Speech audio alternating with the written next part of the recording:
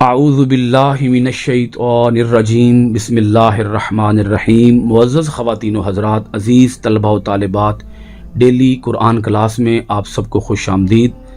امید کرتا ہوں آپ سب خیر و عافیت سے ہوں گے۔ آج کا ہمارا سبق ہے سورۃ البقرہ، دوسرا پارہ، آیت نمبر 222۔ لفظی و با محاورہ ترجمہ اور اس کے بعد تفسیر۔ وَيَسْأَلُونَكَ، اور وہ پوچھتے ہیں آپ سے، ان سے، المحیض، حیض کے متعلق۔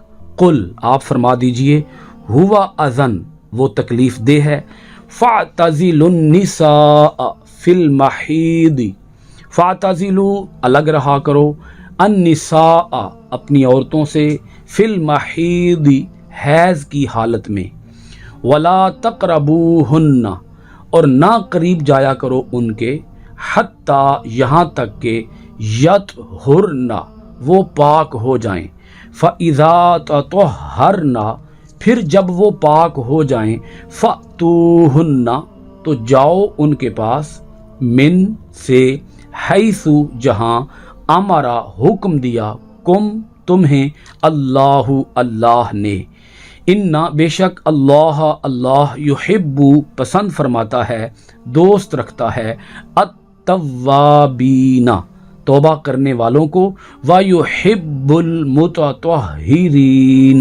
اور صاف ستھرا رہنے والوں کو۔ اس آیت مبارکہ کے اندر اللہ رب العالمین نے یہود، نصارہ اور مشرکین مکہ کے ایک بڑے ہی غلط نظریے کا رد فرمایا ہے۔ یہود و نصارہ اور مشرکین مکہ یہ اس معاملے میں بہت حد تک افراط و تفرید کا شکار تھے۔ اسلام نے اس معاملے کے اندر ہدایت کی راہ اور اعتدال کی راہ دکھائی۔ عورت کے اوپر کچھ خاص ایام ایسے آتے ہیں جن کے اندر اس کا جسم ناپاک ہو جاتا ہے۔ اس کو کہا جاتا ہے حدث اکبر، ایک ہوتا ہے حدث اصغر، ایک ہوتا ہے حدث اکبر۔ حدث اکبر یہ ہے کہ انسان کا جسم ناپاک ہو جائے اور اس کے اوپر غسل واجب ہو جائے۔ ایک ہے حدث اصغر، یعنی کہ جسم تو ناپاک نہیں ہوا لیکن وضو ٹوٹ گیا ہے۔ تو جب کوئی انسان بے وضو ہوتا ہے اس وقت وہ حدث اصغر کی حالت میں ہوتا ہے۔ یہودیوں کا اور مشرکین مکہ کا آپ معاملہ سمجھ لیجئے۔ جب عورت کے اوپر یہ ناپاکی کے ایام آتے تو وہ عورت کے ساتھ کھانا پینا بھی پسند نہ کرتے، اس کے ہاتھ کا پکا ہوا کھانا بھی پسند نہ کرتے، اس کے ساتھ اٹھنا بیٹھنا بھی پسند نہ کرتے، میل جول بھی نہ رکھتے، بات چیت بھی نہ کرتے۔ یہودی اور مشرکین مکہ وہ تفرید کا شکار ہو گئے، کمی کا شکار ہو گئے۔ اس معاملے کے اندر انہوں نے اس حد تک کمی کی کہ عورت کے ساتھ کسی بھی قسم کا ریلیشن رکھنا، کھانے پینے کی حد تک بھی اسے وہ جائز نہیں سمجھتے تھے۔ عیسائیوں کا معاملہ یہ تھا کہ وہ اس معاملے میں افراط کا شکار ہو گئے، آگے نکل گئے کہ وہ ان ایام کے اندر ہم بستری کو بھی برا نہ سمجھتے، وہ عورت کے ساتھ صحبت کرتے۔ اللہ رب العالمین نے کچھ صحابہ اکرام نے نبی اکرم صلی اللہ علیہ وآلہ وسلم کی خدمت اقدس میں اس معاملے میں سوال پوچھا کہ ہمیں اس معاملے میں کیا کرنا چاہیے، ہمیں ہمارا دین کیا تعلیم دیتا ہے۔ یہ سوال کیا گیا، وَيَسْأَلُونَكَ عَنِ الْمَحِيضِ، اور وہ پوچھتے ہیں آپ سے حیض کے متعلق۔ قل، آپ فرما دیجئے، ہوا اذن، وہ ایک تکلیف دہ معاملہ ہے، یعنی عورت کے اوپر جب یہ ایام آتے ہیں تو اس کے لیے انتہائی تکلیف کے یہ ایام ہوتے ہیں، درد ہوتی ہے، تکلیف ہوتی ہے، نقاہت ہوتی ہے، کمزوری ہو جاتی ہے۔ اللہ رب العالمین نے فرمایا، فَاعْتَزِلُوا النِّسَاءَ فِي الْمَحِيضِ، تم الگ رہا کرو عورتوں سے حیض کی حالت میں۔ اب اس سے مراد صرف اور صرف صحبت اور ہم بستری ہے۔ اب یہاں یہ پہلو بھی بڑا خاص ہے کہ اسلام نے کھانے پینے سے منع نہیں کیا، عورت مرد کے اکٹھا رہنے سے منع نہیں کیا، وہ دونوں اکٹھے رہ سکتے ہیں، میاں بیوی ہیں، اکٹھے رہ سکتے ہیں، وہ ایک جگہ پہ کھانا کھا سکتے ہیں، ایک برتن میں کھانا کھا سکتے ہیں، عورت کھانا پکا سکتی ہے، عورت دیگر جتنے بھی زندگی کے معاملات ہیں وہ تمام کے تمام معاملات نمٹا سکتی ہے۔ صرف اللہ پاک نے مردوں کو فرمایا کہ تم عورتوں سے الگ رہو حالت حیض میں، یعنی کہ صحبت کی طرف نہ جاؤ، رغبت کی طرف نہ جاؤ۔ ان ایام میں عورت قرآن پاک کی تلاوت نہیں کر سکتی، مسجد کی حدود میں داخل نہیں ہو سکتی، اسی طرح سے وہ خانہ کعبہ کا طواف نہیں کر سکتی، قرآن پاک کو چھو نہیں سکتی۔ اگر اسے قرآن پاک اٹھا کر کسی دوسری جگہ پر رکھنا پڑ ہی جائے تو اسے پھر کسی کپڑے کے ساتھ قرآن پاک کو اٹھانا چاہیے۔ نماز ادا نہیں کر سکتی، روزہ نہیں رکھ سکتی، قرآن پاک کی تلاوت نہیں کر سکتی، نہ ہی دیکھ کر اور نہ ہی زبانی۔ ہاں، اس کی ایک صورت ہے، اور وہ یہ کہ اگر حدث اکبر ہو جیسا کہ حیض، غسل واجب ہو گیا، تو اس حالت میں قرآن پاک زبانی بھی نہیں پڑھا جا سکتا۔ دیکھ کر پڑھنا تو درکنار، زبانی بھی نہیں پڑھا جا سکتا۔ لیکن اگر کسی پر حدث اصغر ہو، یعنی کہ جسم پاک کو صرف وضو کرنا لازم ہو، انسان بے وضو ہو، تو اس حالت میں اگر قرآن پاک زبانی یاد ہو تو اس کی تلاوت کی جا سکتی ہے، زبانی یاد ہو۔ دیکھ کر قرآن پاک اسی وقت پڑھنا چاہیے جب کوئی آدمی باوضو ہو۔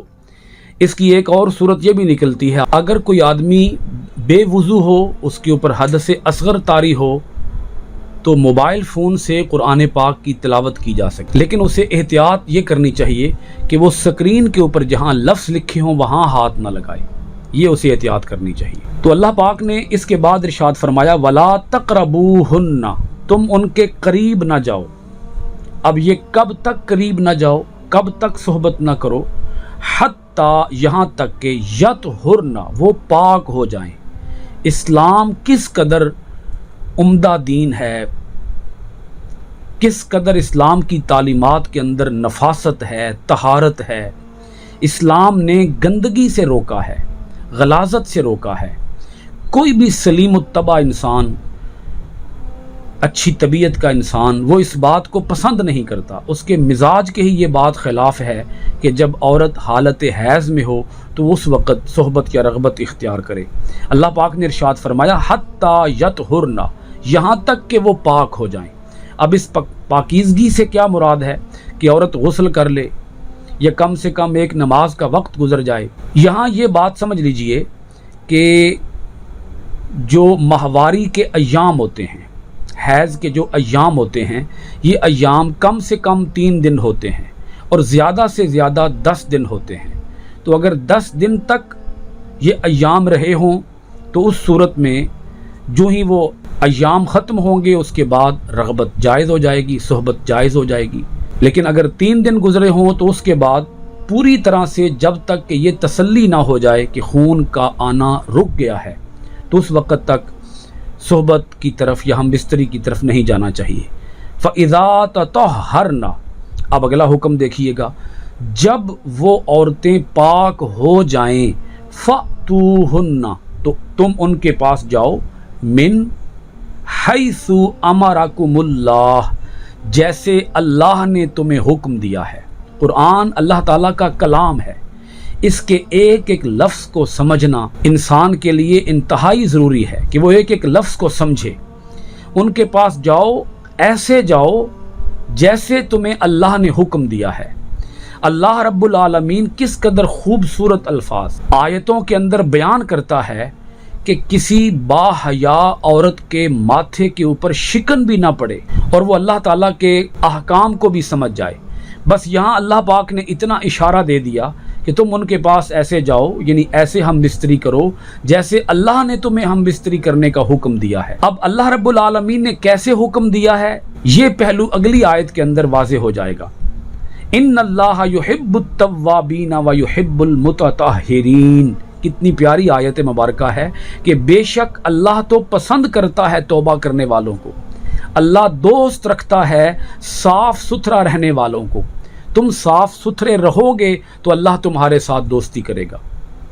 تو یہ ہے افراط اور تفریط سے اسلام نے اپنے ماننے والوں کو بچایا ہے کہ نہ یہود و نصارہ کا طریقہ اختیار کرو، نہ مشرکوں کا طریقہ اختیار کرو، نہ یہ پہلو اختیار کرو کہ عورت سے بالکل ہی الگ تھلگ ہو جاؤ اور اس کے ہاتھ کا کھانا بھی تم نہ کھاؤ اور اس کو ایک بالکل گھٹیا اور انتہائی نچلے درجے کی مخلوق سمجھنا شروع کر دو۔ نہیں، وہ انسان ہے، اس کے حقوق ہیں، اس کے حقوق کا خیال رکھو۔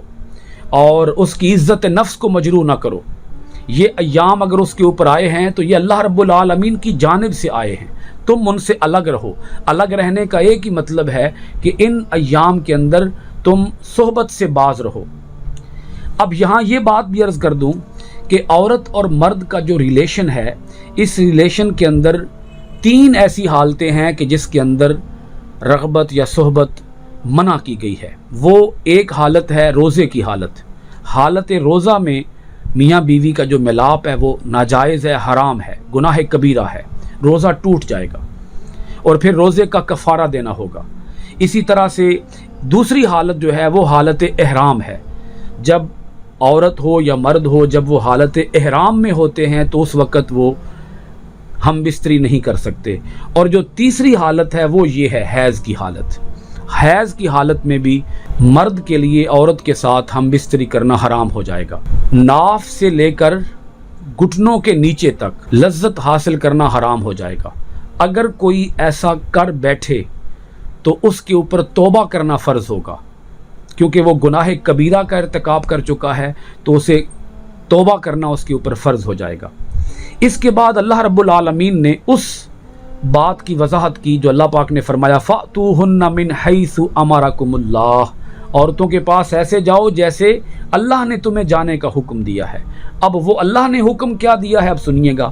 سورۃ البقرہ کی آیت نمبر 223، نساؤکم حرث لکم، نساؤکم تمہاری بیویاں، حرثن کھیتی ہیں، لکم تمہارے لیے، فَأْتُو تم آؤ، حرثکم اپنے کھیت میں، انا شئتم تم جس طرح چاہو، شئتم تم چاہو، انا جس طرح بھی تم چاہو تم اپنے کھیت میں آ سکتے ہو. وقدموا اور پہلے کر لو، لِأَنفُسِكُمْ اپنے بھلائی کے کام. قدموا مقدم رکھو، لِأَنفُسِكُمْ اپنے لیے بھلائی کے کاموں کو آگے رکھو. آگے سنیے گا وَاتَّقُوا اللَّهَ اللہ سے ڈرتے رہا کرو، وَاعْلَمُوا اور خوب جان لو، أَنَّكُمْ بے شک تم، مُلَاقُوهُ تم اپنے اللہ سے ملنے والے ہو، مُلَاقُوهُ تم اس سے ملنے والے ہو. وَبَشِّرِ الْمُؤْمِنِينَ اے حبیب مکرم صلی اللہ علیہ وآلہ وسلم آپ خوشخبری دے دیجئے مومنوں کو. وبشری خوشخبری دے دیجئے المؤمنین مومنوں کو. اللہ پاک نے کیا طریقہ بتایا ہے ایک مرد کو اپنی عورت کے پاس، اپنی بیوی کے پاس جانے کا. اللہ پاک نے کتنے خوبصورت الفاظ کا چناؤ کیا ہے کہ بات کھل کر بیان بھی ہو گئی ہے اور اللہ پاک نے شرم و حیا کا بھی پہرا لگا دیا ہے کہ کوئی ایسا لفظ تمہاری زبان سے ادا نہ ہو جس کے اندر کوئی بے حیائی کا پہلو نکلتا ہو، بے شرمی کا پہلو نکلتا ہو. آپ الفاظ دیکھیں، نساؤکم حرث لکم تمہاری بیویاں تمہاری کھیتی ہیں. اللہ پاک نے مرد کو عورت کے بارے میں اور عورت کو مرد کے بارے میں بتا دیا ہے کہ تم دونوں کا ایک دوسرے کے ساتھ جو ریلیشن ہے، جو تعلق ہے، وہ محض لذت طلبی کا نہیں ہے، وہ محض عیاشی کا نہیں ہے، وہ محض جسمانی سکون کا تعلق نہیں ہے، بلکہ وہ تعلق ہے جس طرح کے ایک کسان کا اپنی کھیتی کے ساتھ تعلق ہوتا ہے. محض لذتوں کے اندر مبتلا نہ ہو جانا، محض اپنے سکون کو ہی تلاش نہ کرتے پھرنا. فَأْتُو جانا، ان کے پاس جانا، فَأْتُو تم آؤ، حرثکم اپنے کھیت میں، انا شئتم تم جس طرح چاہو. یہاں کھیت کا جو لفظ ہے یہ ساری بات کو بیان کر گیا ہے. وہ بات کیا ہے میں تھوڑی سی کھول کر آپ کے سامنے رکھتا ہوں، کیونکہ قرآن پاک کا لفظ ہے تو اس کو اگر میں کھول کر بیان نہیں کروں گا تو اس وقت تک آپ کو آیت کی کما حق کو ہو، جس طرح کی آیت کو سمجھنے کا حق ہے آپ کو سمجھ نہیں آ پائے گی. بعض لوگ ہیں وہ عمل لواطت کے اندر مبتلا ہو جاتے ہیں. اللہ پاک نے مردوں کو فرمایا کہ اگر تم بھی عمل لواطت میں مبتلا ہو جاؤ گے، اگر تم اپنی بیوی کے ساتھ ہم بستری کرو گے اور عمل لواطت کا شکار ہو جاؤ گے تو اس سے اولاد تو پیدا نہیں ہوگی. جب اولاد پیدا نہیں ہوگی تو تم صرف کیا محض لذت حاصل کرنے کے لیے عورت کے پاس جاؤ گے. جب کسان جاتا ہے اپنے کھیت کے اندر تو وہ تخم ریزی کا کام کرتا ہے، وہ زمین کے اندر بیج بوتا ہے اور اس سے اس کا مقصود فصل ہوتا ہے، فصل غلہ حاصل کرتا ہے، پھل حاصل کرتا ہے، اناج حاصل کرتا ہے۔ اے مردو، جب تم اپنی بیویوں کے پاس جاؤ تو تم نیت یہ رکھو کہ ہمیں اس سے اولاد حاصل ہو، حصول اولاد کے لیے تم اپنی بیویوں کے پاس جاؤ، محض لذت طلبی کے لیے نہ جاؤ۔ اور آگے جو اللہ پاک نے ارشاد فرمایا وَقَدِّمُوا لِأَنفُسِكُمْ کہ بھلائی کے کام تم پہلے کرو۔ اس سے مراد اب کیا ہے؟ اس سے ایک تو مراد یہ ہے کہ تم یہ چاہو کہ مجھے اچھی اولاد حاصل ہو، نیک اولاد حاصل ہو، نیک سیرت اولاد حاصل ہو۔ صرف اولاد کا حصول یہ بھی ایک مومن کا مطمع نظر نہیں ہوتا، اس کا مقصود یہ ہوتا ہے کہ مجھے اولاد ملے، اور اولاد ایسی ملے جو صالح ہو، با کردار ہو۔ یہ ہے بھلائی کا کام۔ بھلائی کے کام میں پہل رکھو، مقدم اور آگے اور ترجیح اس پہلو کو دو کہ تمہیں اولاد حاصل ہو اور وہ اولاد تمہارے لیے نیک سیرت ہو۔ نبی اکرم صلی اللہ علیہ وآلہ وسلم نے باقاعدہ اپنی امت کو ایک دعا تعلیم فرمائی ہے کہ اپنی بیوی کے ساتھ ہم بستری سے پہلے تم یہ دعا کر لیا کرو۔ پہلے آپ دعا کے الفاظ سن لیں، پھر اس دعا کی فضیلت بھی بیان کر دیتا ہوں۔ بسم اللہ اللہم جنبنا الشیطان وجنب الشیطان ما رزقتنا۔ اللہ کے نام کے ساتھ، اے اللہ ہمیں شیطان سے محفوظ رکھنا اور اس کو بھی شیطان سے محفوظ رکھنا جو ہمیں تو عطا فرمائے، ما رزقتنا جو ہمیں تو عطا فرمائے، اسے بھی وجنب الشیطان شیطان سے محفوظ رکھنا۔ اللہم جنبنا الشیطان ہمیں بھی شیطان سے محفوظ رکھنا، وجنب الشیطان ما رزقتنا اور جو ہمیں تو عطا فرمائے اسے بھی شیطان سے محفوظ رکھنا۔ نبی پاک صلی اللہ علیہ وآلہ وسلم نے ارشاد فرمایا کہ جو یہ دعا پڑھ کر صحبت کرتا ہے، جو بچہ انہیں اس صحبت سے حاصل ہوگا اس بچے کو شیطان کبھی بھی نقصان نہیں پہنچا سکے گا۔ آج فتنوں سے، پریشانیوں سے، مصیبتوں سے ہم بچ سکتے ہیں اگر ہم اس دعا کے ساتھ اس عمل کا آغاز کریں۔ آج جو دور جدید ہے، اس دور جدید کی کئی جہاں مزید خرابیاں ہیں، کئی ایک خرافات ہیں، فحاشی اور یانی اور بے حیائی کے جس طرح سے دروازے کھول دیے گئے ہیں، اللہ رب العالمین نے ان سب کا حل یہاں بتا دیا ہے کہ تم ہر قسم کی فحاشی اور یانی بے حیائی سے اپنے دامن کو بچا کے رکھو، اپنے دامن کو محفوظ رکھو۔ یہ جو لفظ ہے انا شئتم کہ جس طرح تم چاہو، یعنی کسی بھی پوزیشن کو اختیار کرنے سے اللہ پاک نے منع نہیں کیا۔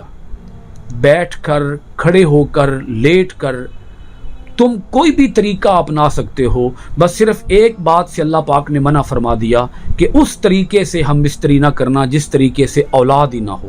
یہ ہے وہ اشارہ من حیث امرکم اللہ فَأْتُوهُنَّ مِنْ حَيْثُ أَمَرَكُمُ اللَّهُ کہ تم اپنی عورتوں کے پاس جاؤ، اس طریق پر جاؤ جو طریقہ تمہیں اللہ پاک نے اختیار کرنے کا حکم دیا ہے۔ اس لفظ میں جو اللہ پاک نے فرمایا حرث لکم، اس کے اندر بھی ایک اور بات کا اشارہ موجود ہے کہ جہاں تمہیں یہ خواہش ہو کہ مجھے نیک اولاد ملے، وہاں تمہیں یہ خواہش بھی ہونی چاہیے کہ مجھے نیک بیوی ملے، کیونکہ اچھی زمین سے ہی اچھی فصل لی جا سکتی ہے۔ اگر زمین یا کھیتی اچھی نہ ہو تو فصل بھی اچھی نہیں ہوتی۔ اللہ پاک نے یہ ایک لفظ بول کر پتہ نہیں یہاں کتنے حکمت کے موتی بیان فرما دیے ہیں، اور مردوں کے لیے اللہ پاک نے کس قدر عمدہ نصیحتیں فرما دی ہیں کہ تمہاری کھیتی پاکیزہ ہونی چاہیے، ناپاک کھیتی نہیں ہونی چاہیے، کیونکہ اگر کھیتی پاکیزہ ہوگی تو تمہیں اس پاک کھیتی سے ہی پاک اولاد میسر آئے گی، صالح اولاد میسر آئے گی۔ تو یہ جو ہے ہمارے معاشرے کے اندر جب رشتے ہوتے ہیں تو اس وقت یہ پہلو تو دیکھا جاتا ہے کہ کیا عورت مالدار ہے یا نہیں ہے، حسین و جمیل ہے یا نہیں ہے، کیا عورت جو ہے وہ کوئی بہت بڑی جائیداد کی یا وراثت کی مالک ہے یا نہیں ہے، اس کا گھر بار کیسا ہے، اس کی تعلیم کیسی ہے، اس کے پاس کیا کوئی ڈگری ہے یا نہیں ہے، کیا وہ کوئی جاب کرتی ہے یا نہیں کرتی ہے، وغیرہ وغیرہ. جہاں یہ سارے پہلو دیکھے جاتے ہیں وہاں سب سے پہلے یہ پہلو دیکھا جانا چاہیے کہ کیا وہ نمازی ہے یا نہیں ہے، متقی ہے یا نہیں ہے، پرہیزگار ہے یا نہیں ہے. تو یہ جو نیک صفات ہیں، اعلیٰ صفات ہیں، اچھی خصوصیات ہیں، ان خصوصیات کی حامل خاتون سے ہی نکاح کرنا چاہیے تاکہ نیک اور صالح اولاد میسر آ سکے. اللہ پاک نے اس آیت کا اختتام یہاں پہ کیا، واتقوا اللہ، اللہ سے ڈرتے رہا کرو. اللہ کا ڈر، اللہ کا تقوی، اللہ کا خوف اپنے اوپر ہمہ وقت سوار رکھو. کبھی بھی کسی حال میں بھی اللہ رب العالمین کی یاد سے اور اللہ کے خوف سے غافل نہ ہو جانا. وَاعْلَمُوا أَنَّكُمْ مُلَاقُوهُ، اور خوب جان لو کہ تم اللہ سے ملاقات کرنے والے ہو، تمہاری اللہ سے ملاقات ہونے والی ہے. تو جیسے ہم اپنے دیگر معاملات کے اندر محتاط رہتے ہیں، اسی طرح سے ہمیں اپنی اس پرسنل لائف کے اندر، اپنی اس نجی زندگی کے اندر، اپنی اس گھریلو اور عائلی زندگی کے اندر بھی محتاط رہنا چاہیے اور کسی بھی اللہ تعالیٰ کے حکم کی خلاف ورزی نہیں کرنی چاہیے. اللہ پاک نے ہمیں راتیں گزارنے کا طریقہ بتا دیا ہے کہ تمہاری راتیں محض لذت طلبی کے لیے نہ ہوں، عیاشی کے لیے نہ ہوں، محض جسمانی آرام اور سکون کے لیے نہ ہوں، بلکہ یہ بھی با مقصد ہونی چاہیے، با معنی ہونی چاہیے. اور اس کے اندر بھی تمہیں اللہ تعالیٰ کے احکامات کو مد نظر رکھنا چاہیے. ہمارا جو دین ہے وہ صرف نماز کی حد تک نہیں ہے، صرف زکوٰۃ روزے کی حد تک، حج کی حد تک نہیں ہے، صرف رشتہ داروں کے، ہمسایوں کے حقوق کی حد تک یا غریبوں کی خدمت کرنے کی حد تک نہیں ہے. اسلام ہمیں زندگی گزارنے کا ایک ایک انداز بتاتا ہے. تم رات کیسے گزارو، تم دن کیسے گزارو، ایک مرد کو اپنی بیوی کے لیے کیسا ہونا چاہیے، ایک بیوی کو اپنے مرد کے لیے کیسا ہونا چاہیے. اللہ پاک نے آگے آیت کا اختتام کرتے ہوئے ارشاد فرمایا، وَبَشِّرِ الْمُؤْمِنِينَ، آپ اے اللہ کے رسول آپ انہیں خوشخبری دے دیجئے جو اللہ تعالیٰ کے ہر حکم کی تعمیل کرنے والے ہیں، کسی حکم کی بھی وہ خلاف ورزی نہیں کرتے. سورۃ البقرہ کی آیت نمبر 223 تک ہماری گفتگو مکمل ہوئی. انشاءاللہ العزیز آئندہ ڈیلی قرآن کلاس کے اندر ہم آپ کے پاس حاضر ہوں گے سورۃ البقرہ کی آیت نمبر 224 کے ساتھ. اللہ تعالی ہمیں اپنے احکام کو سمجھنے، غور و خوض کرنے اور اس کے اوپر کما حق ہو عمل پیرا ہو کر اس کے پیغام کو پوری دنیا کے اندر عام کرنے کی توفیق عطا فرمائے. بہت شکریہ. السلام علیکم ورحمۃ اللہ وبرکاتہ.